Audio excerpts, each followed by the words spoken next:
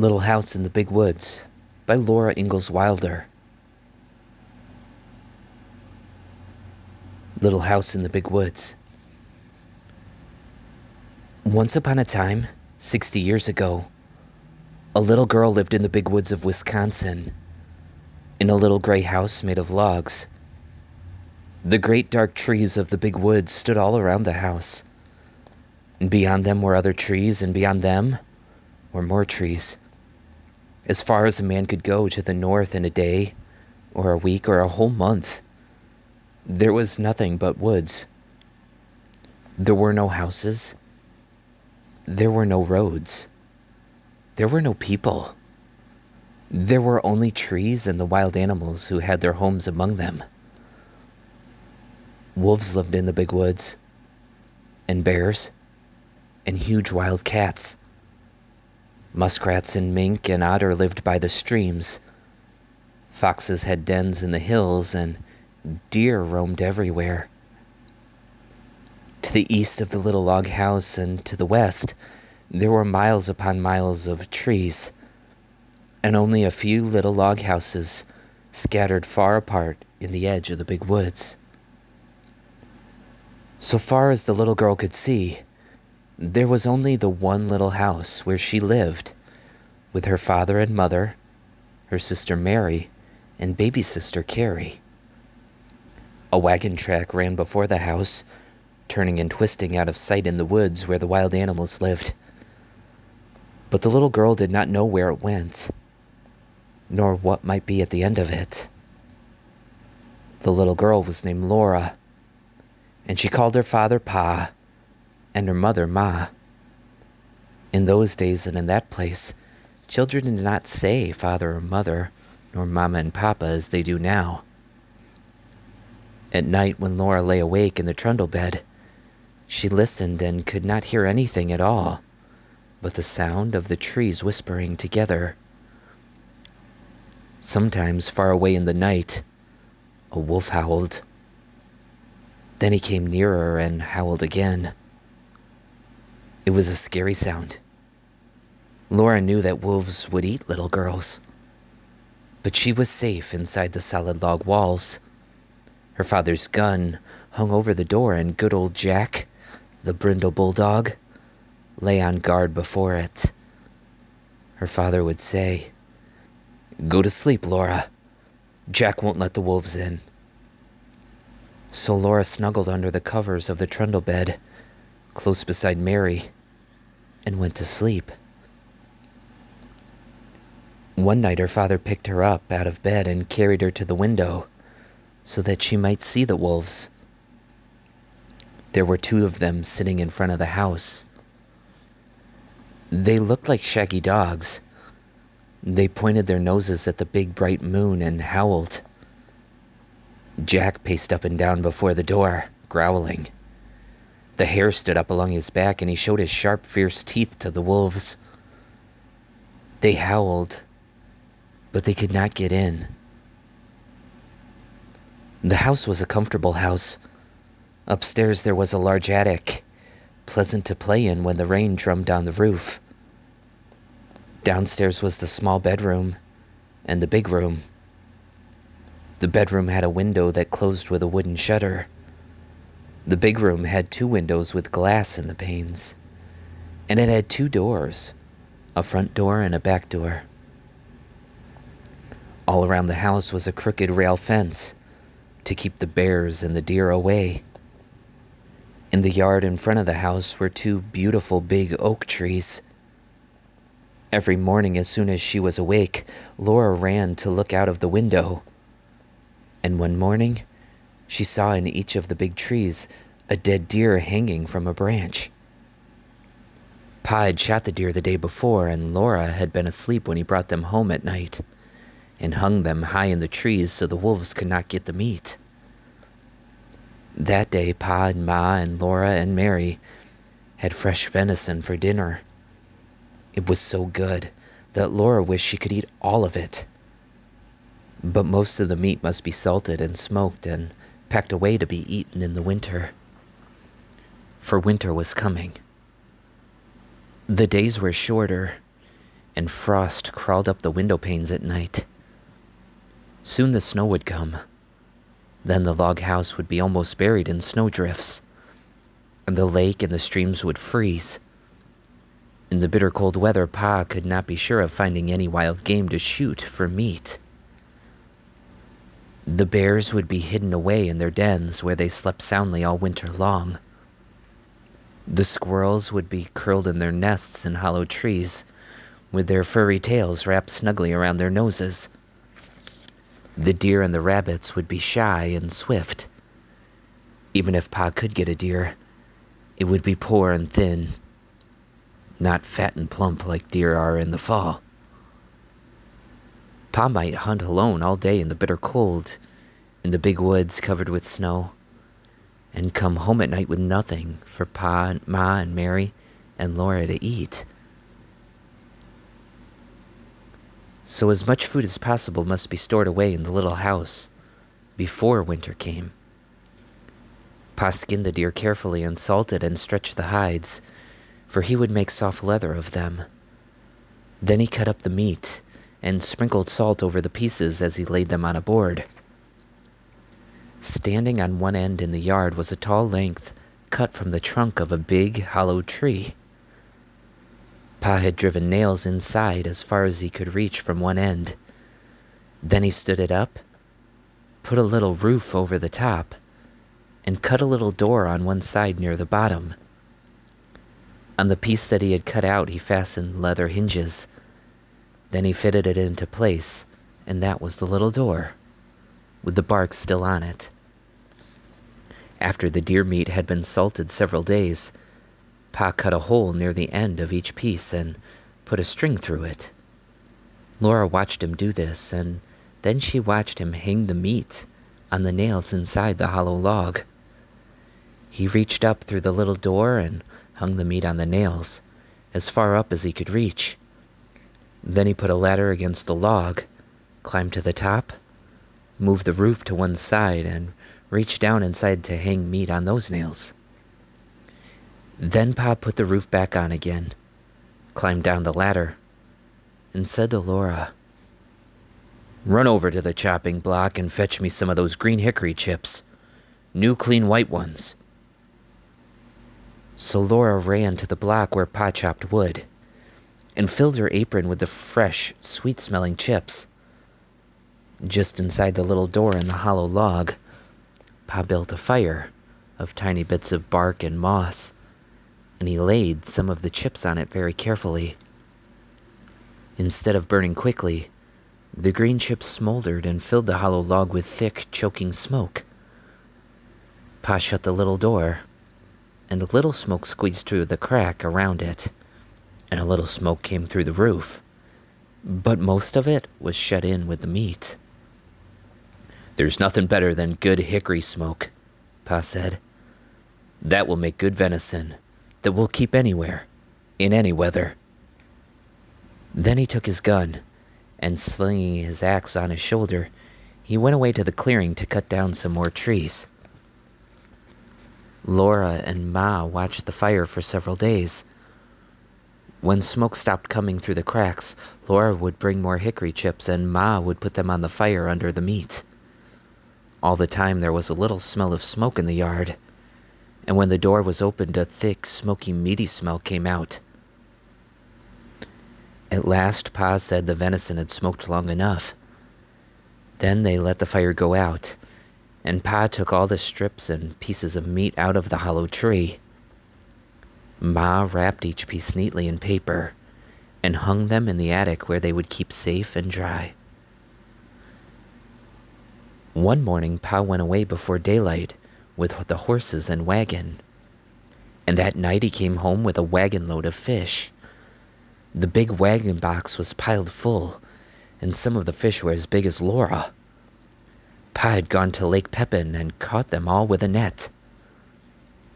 Ma cut large slices of flaky white fish, without one bone, for Laura and Mary. They all feasted on the good fresh fish. All they did not eat fresh was salted down in barrels for the winter. Pa owned a pig, It ran wild in the big woods, living on acorns and nuts and roots. Now he caught it and put it in a pen made of logs to fatten. He would butcher it as soon as the weather was cold enough to keep the pork frozen. Once in the middle of the night, Laura woke up and heard the pig squealing. Pa jumped out of bed, snatched his gun from the wall, and ran outdoors. Then Laura heard the gun go off. Once. Twice. When Pa came back, he told her what had happened. He had seen a big black bear standing beside the pig pen. The bear was reaching into the pen to grab the pig, and the pig was running and squealing. Pa saw this in the starlight, and he fired quickly, but the light was dim, and in his haste he missed the bear. The bear ran away into the woods, not hurt at all. Laura was sorry Pa did not get the bear. She liked bear meat so much. Pa was sorry too, but he said, "Anyway, I saved the bacon." The garden behind the little house had been growing all summer. It was so near the house that the deer did not jump the fence and eat the vegetables in the daytime, and at night Jack kept them away. Sometimes in the morning there were little hoof prints among the carrots and the cabbages, but Jack's tracks were there too, and the deer had jumped right out again. Now the potatoes and carrots, the beets and turnips and cabbages were gathered and stored in the cellar, for freezing nights had come. Onions were made into long ropes, braided together by their tops, and then were hung in the attic beside wreaths of red peppers strung on threads. The pumpkins and the squashes were piled in orange and yellow and green heaps in the attic's corners. The barrels of salted fish were in the pantry, and yellow cheeses were stacked on the pantry shelves. Then one day, Uncle Henry came riding out of the big woods. He had come to help Pa butcher. Ma's big butcher knife was already sharpened, and Uncle Henry had brought Aunt Polly's butcher knife. Near the pig pen, Pa and Uncle Henry built a bonfire, and heated a great kettle of water over it. When the water was boiling, they went to kill the hog. Then Laura ran and hit her head on the bed, and stopped her ears with her fingers so that she could not hear the hog squeal. "It doesn't hurt him, Laura," Pa said. "We do it so quickly." But she did not want to hear him squeal. In a minute, she took one finger cautiously out of an ear and listened. The hog had stopped squealing. After that, butchering time was great fun. It was such a busy day with so much to see and do. Uncle Henry and Pa were jolly, and there would be spare ribs for dinner, and Pa had promised Laura and Mary the bladder and the pig's tail. As soon as the hog was dead, Pa and Uncle Henry lifted it up and down in the boiling water till it was well scalded. Then they laid it on a board and scraped it with their knives, and all the bristles came off. After that, they hung the hog in a tree, took out the insides, and left it hanging to cool. When it was cool, they took it down and cut it up. There were hams and shoulders, side meat and spare ribs and belly. There was the heart and the liver and the tongue, and the head to be made into head cheese, and the dishpan full of bits to be made into sausage. The meat was laid on a board in the back door shed, and every piece was sprinkled with salt. The hams and the shoulders were put to pickle in brine, for they would be smoked like the venison in the hollow log. "You can't beat hickory-cured ham," Pa said. He was blowing up the bladder. It made a little white balloon, and he tied the end tight with a string and gave it to Laura and Mary to play with. They could throw it into the air and spat it back and forth with their hands, or it would bounce along the ground and they could kick it. But even better fun than the balloon was the pig's tail. Pa skinned it for them carefully, and into the large end he thrust a sharpened stick. Ma opened the front of the cook stove and raked hot coals onto the iron hearth. Then Laura and Mary took turns, holding the pig's tail over the coals. It sizzled and fried, and drops of fat dripped off it and blazed on the coals. Ma sprinkled it with salt. Their hands and their faces got very hot, and Laura burned her finger, but she was so excited she did not care. Roasting the pig's tail was such fun that it was hard to play fair, taking turns. At last it was done. It was nicely browned all over, and how good it smelled. They carried it into the yard to cool it, and even before it was cool enough, they began tasting it and burned their tongues. They ate every little bit of meat off the bones, and then they gave the bones to Jack. And that was the end of the pig's tail. There would not be another one till next year. Uncle Henry went home after dinner, and Pa went away to his work in the big woods. But for Laura and Mary and Ma, butchering time had only begun. There was a great deal for Ma to do, and Laura and Mary helped her. All that day and the next, Ma was trying out the lard in big iron pots on the cook stove. Laura and Mary carried wood and watched the fire. It must be hot, but not too hot, or the lard would burn. The big pots simmered and boiled, but they must not smoke. From time to time, Ma skimmed out the brown cracklings. She put them in a cloth and squeezed out every bit of the lard, and then she put the cracklings away. She would use them to flavor Johnny cake later. Cracklings were very good to eat, but Laura and Mary could have only a taste. They were too rich for little girls, Ma said. Ma scraped and cleaned the head carefully, and then she boiled it till all the meat fell off the bones. She chopped the meat fine with her chopping knife in the wooden bowl. She seasoned it with pepper and salt and spices. Then she mixed the pot liquor with it and set it away in a pan to cool. When it was cool, it would cut in slices, and that was head cheese. The little pieces of meat, lean and fat, that had been cut off the large pieces, Ma chopped and chopped until it was all chopped fine. She seasoned it with salt and pepper and with dried sage leaves from the garden. Then with her hands she tossed and turned it until it was well mixed, and she molded it into little balls. She put the balls in a pan out in the shed, where they would freeze and be good to eat all winter. That was the sausage. When butchering time was over, there were the sausages and the head cheese, the big jars of lard, and the keg of white salt pork out in the shed, and in the attic hung the smoked hams and shoulders. The little house was fairly bursting with good food stored away for the long winter. The pantry and the shed and the cellar were full, and so was the attic. Laura and Mary must play in the house now, for it was cold outdoors and the brown leaves were all falling from the trees. The fire in the cook stove never went out. At night, Pa banked it with ashes to keep the coals alive till morning. The attic was a lovely place to play. The large, round, colored pumpkins made beautiful chairs and tables. The red peppers and the onions dangled overhead. The hams and the venison hung in their paper wrappings, and all the bunches of dried herbs, the spicy herbs for cooking, and the bitter herbs for medicine, gave the place a dusty, spicy smell. Often the wind howled outside with a cold and lonesome sound. But in the attic, Laura and Mary played house with the squashes and the pumpkins, and everything was snug and cozy.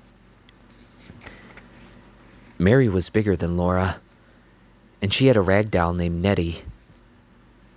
Laura had only a corn cob wrapped in a handkerchief, but it was a good doll. It was named Susan. It wasn't Susan's fault that she was only a corn cob. Sometimes Mary let Laura hold Nettie, but she did it only when Susan couldn't see. The best times of all were at night. After supper, Pa brought his traps from the shed and to grease them by the fire. He rubbed them bright and greased the hinges of the jaws and the springs of the pans with a feather dipped in bear's grease. There were small traps and middle-sized traps, and great bear traps with teeth in their jaws that Pa said would break a man's leg if they shut onto it. While he greased the traps, Pa told Laura and Mary little jokes and stories, and afterward, he would play his fiddle. The doors and windows were tightly shut, and the cracks of the window frames stuffed with cloth to keep the cold out. But Black Susan the cat came and went as she pleased, day and night, through the swinging door of the cat hole in the bottom of the front door. She always went very quickly, so the door would not catch her tail when it fell shut behind her. One night when Pa was greasing the traps, he watched Black Susan come in, and he said, "There was once a man who had two cats, a big cat and a little cat." Laura and Mary ran to lean on his knees and hear the rest. "He had two cats," Pa repeated, "a big cat and a little cat.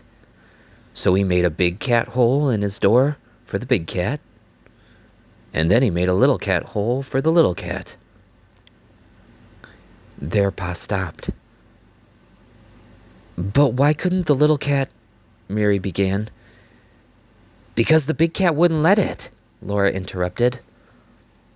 "Laura, that was very rude. You must never interrupt," Pa said. "But I see," he said, "that either one of you has more sense than the man who cut the two cat holes in his door." Then he laid away the traps, and he took his fiddle out of its box and began to play. That was the best time of all.